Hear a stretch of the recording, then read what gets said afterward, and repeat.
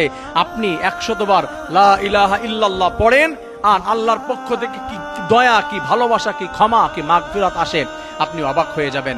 রাসূল করিম সাল্লাল্লাহু আলাইহি ওয়াসাল্লাম জানিয়ে দিয়েছে, ঘুমানোর পূর্বে কেউ যদি লা ইলাহা ইল্লাল্লাহ 100 বার পড়ে, আল্লাহ রাব্বুল আলামিন ওই বান্দাকে সেফটি দেওয়ার জন্য শত শত ফেরেশতা আসমান থেকে নাজিল করে দেয়। সুবহানাল্লাহ।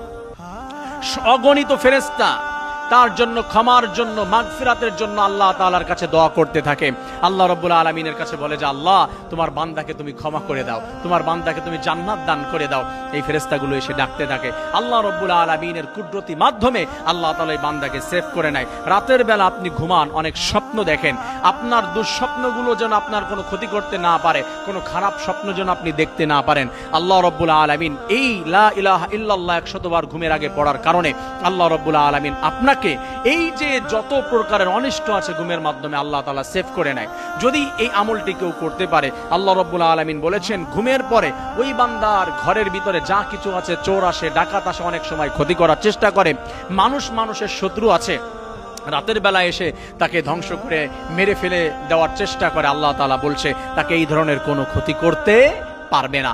অনেক বড় ফজিলতের একটি আমল। আমার প্রিয় ভাইয়েরা, আমার প্রিয় বোনেরা, মনে রাখবেন রাতের বেলা আপনি ঘুমাতে যান, সুন্নাহ তরিকায় আপনি ঘুমাতে যাবেন আর এই দোয়াটি পড়ার চেষ্টা করবেন।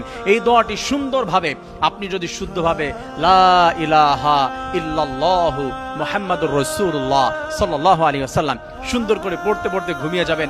আপনি জাস্ট আজই ট্রাই করুন, আপনি আজ রাতের বেলা এটা পড়তে পড়তে ঘুমিয়ে যাবেন, ইনশাআল্লাহ আল্লাহি আমি কসম করলে কাফারা দিতে হবে না। আপনার সারা জীবনের ঘুম আর আজকের ঘুম 1000 গুণ পার্থক্য রয়েছে।